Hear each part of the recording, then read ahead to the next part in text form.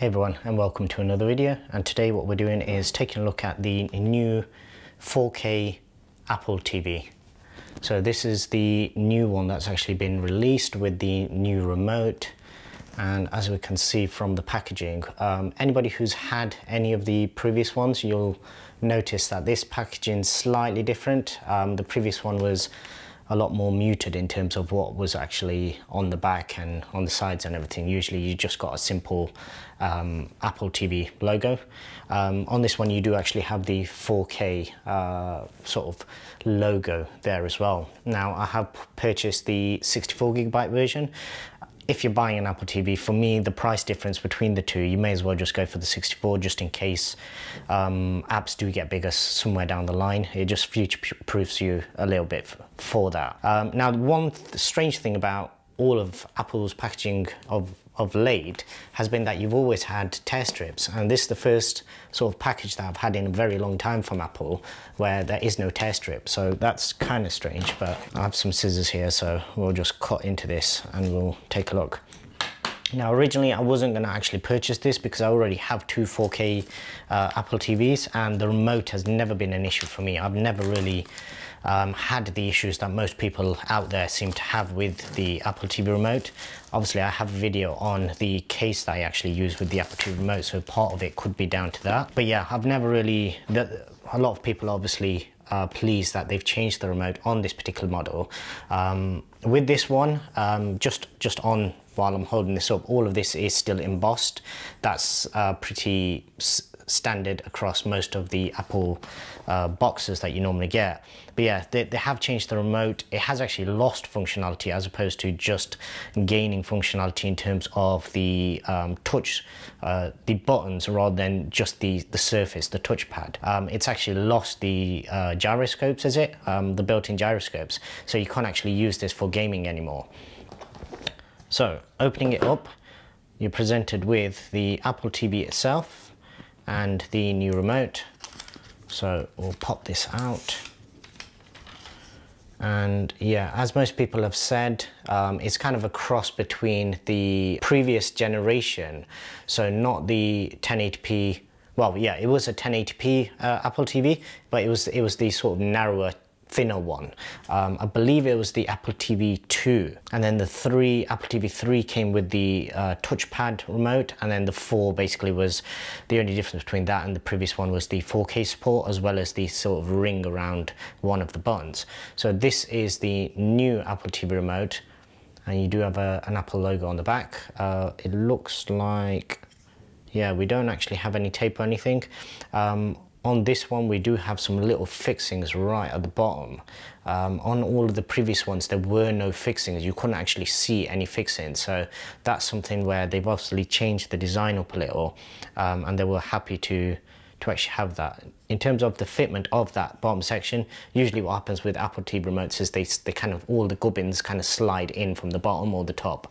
So yeah, first impressions, it's a decent size, so it's a little bit bigger than the other one. So in terms of holding it, you can get your grip a little bit better. I do feel that this is all kind of dead space now. I would have thought if you were changing the design, you could have actually got rid of some of that. Hopefully that works out as battery life, and it just means that it'll last a bit longer. Coming on to the Apple TV itself, so we do have a little bit of extra packaging or protective sort of packaging on this. Normally you don't actually have the one on the bottom, so the bottom is all matte, and you have a little embossed Apple logo on there, and this is the usual sort of protective tape that you get. So it's literally just wrapped around the side, so it just unwraps as follows. So in terms of the ports, they're exactly the same as the previous one. So you do have your Ethernet, you then have your HDMI, and then you have your power connection. Early, I believe it was the 3rd generation, they actually used to have a little USB-C, I want to say. It's either USB-C or micro USB connection that you could use for connecting to the Apple TV, and you could actually use that for jailbreaks. I believe it was from the Apple TV 4K onwards that they actually got rid of that port. So now all software updates and any repairs or anything are done straight over the air. yeah, in terms of design, it looks pretty much identical. What we'll do is I'll grab the previous generation one in a second and we'll just compare. You do also get a power cable, so let me see, like so. So we do have a very nice matte sort of feeling power cable, and this also has a little bit of protective tape on it, which I don't really see the point of that, but there we go. And what else do we get? So below that we have the quick start as well as some Apple stickers. Just pop that to the side, and we also get a USB-A to lightning cable that is for charging the actual remote itself, just as that. And that is all we get in the box. Now I won't be using this cable, I've got plenty of cables lying around, so we'll just pop all of this back in. And what I do like to do is just keep a hold of any of the sort of packaging.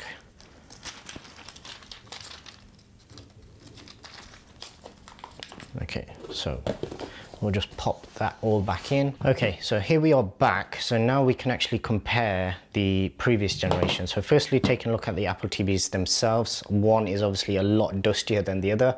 So that should show which one is which. As you can see, design-wise, they're pretty much identical. Just get that to focus in. No difference at all between them.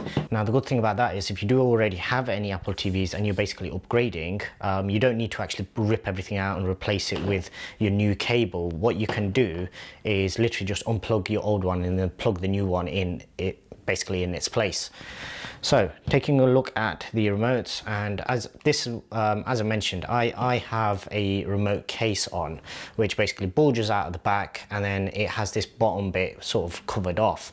Now because of this, I've never actually had any problems using the remote, because what happens is you literally just touch on the edge of this rubber part whenever you're skipping forward or backwards 5, 10, 15 seconds, whatever the preset is, and then when you swipe in between this sort of surface area, because it's in between the raised rubber lip, I've never had any issues. Now the other thing that I did also note was anything like YouTube or any of the apps that rely more on the RAM, generally what I used to do was just kill them in the background each day, and then basically I never had any scrolling problems. What I did notice was if you leave YouTube just running in the background, then it'd always have that issue where you couldn't scroll through properly, and you'd scroll and then it'd react later and it'd scroll through maybe 3 or 4 rather than just one. Now the idea is that this sort of remedies that by having a click wheel.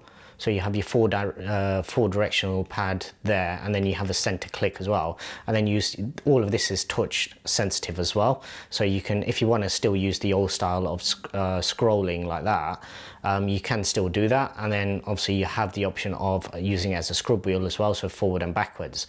I do like the fact that it now has a power button. Now with this particular TV behind me, I never actually had any issues with regards to turning it on and off. So I could press the, well, any button, TV button or the menu button, and it would turn the TV on, and then when I wanted to switch it off, I could hold that and then put it to sleep, and it would then turn the TV, soundbar and everything else off.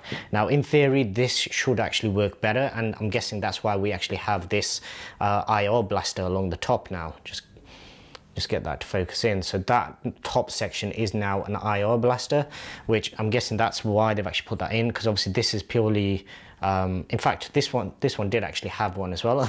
Because I've had the case on it all this time, I couldn't even remember that I had that on there, but this one is obviously a lot larger.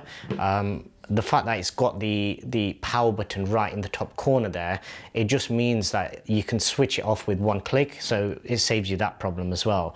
I am happy that it now has the mute button, although to be perfectly honest, most instances that I needed to actually just mute something, I'd either just pause the content or I'd just quickly turn it down. This TV always reacts pretty fast. The one in the other room isn't quite so fast, but this isn't actually connected to that. So in terms of that experience, yeah, it's good that it's got the extra button, and they've relocated the Siri button to the side as opposed to being on the front anymore. So there you can see you have the Siri button just on the side there. So yeah, decent redesign.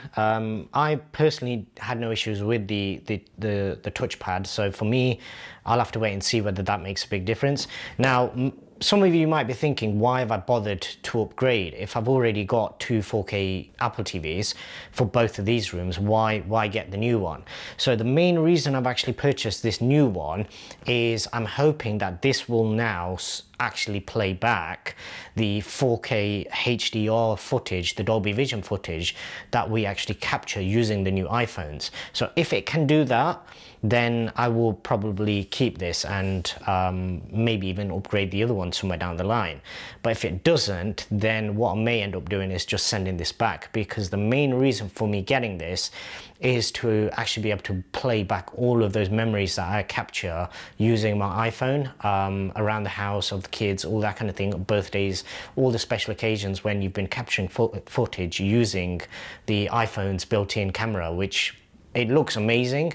And if I play it directly on this TV behind me, not through the Apple TV, I can get it to play back in Dolby Vision, and it just looks incredible. But I've never been able to play that back through this particular Apple TV, which is why I'm hoping this new one will actually solve that issue for me. Anyway, that's it for this video. This was just going to be a quick unboxing. What I will do is I'll have a follow-up video coming with my review, with a comparison between the two, and just showcasing if there is anything that anybody who doesn't use it for live TV, because obviously one of the things is you can now support high frame rate HDR.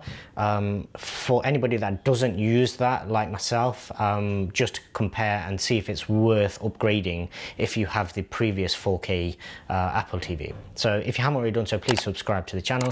Also hit the bell icon, that way you won't miss out on any new videos. And I'd really appreciate if you also give this video a thumbs up. And other than that, thanks very much for watching.